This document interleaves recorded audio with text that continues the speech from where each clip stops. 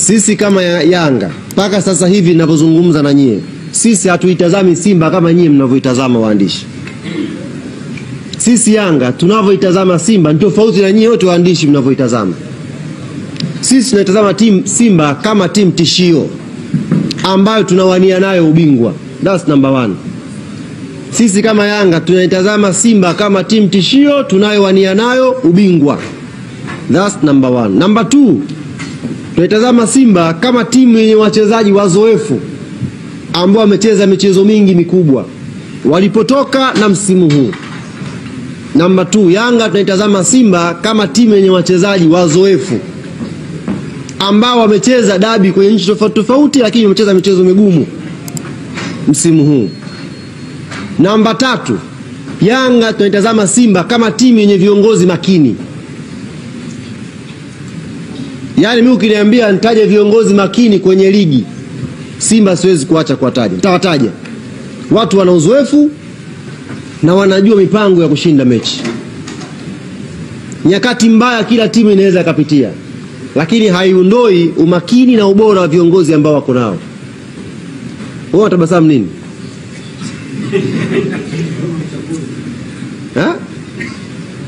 Narudia, kwenda kwenye mchezo huu Yanga tunaitazama Simba tofauti na waandishi na wachambuzi wote mnavyoitazama. Sisi Yanga Simba inatazama kwenye maeneo makubwa matatu. Kwanza, timu tishio, giant,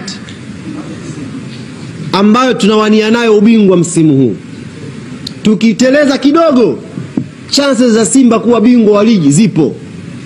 Nyie waandishi ndio mnawatoa kwenye mfumo, ila chances za wao kuwa bingwa zipo wazi. Na hii ni football. Football pamoja na yote mwisho wa siku inaangukia kwenye namba. Kama chances za kupata hesabu za mtu kuwa bingwa zipo wazi, usimkatie tamaa.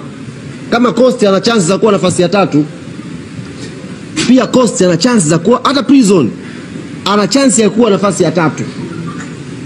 Kwa hiyo hata Simba sisi namba 1 tunamtazama kama timu tishio tunayogombea nayo ubingwa. Namba 2, nimwambia tunaitazama Simba kama timu yenye wachezaji wazoefu ambao wamecheza michezo mingi migumu na wanajua jinsi ya kushinda michezo migumu.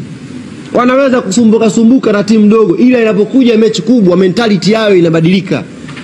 Wale wachezaji watacheza kwa ajili ya experience ambayo wako nayo.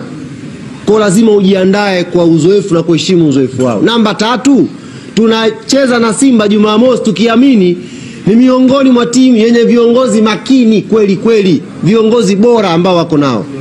Viongozi ambao wana uzoefu. Naogopeni sana viongozi ambao wanapita kwenye nyakati ngumu lakini boti haizami.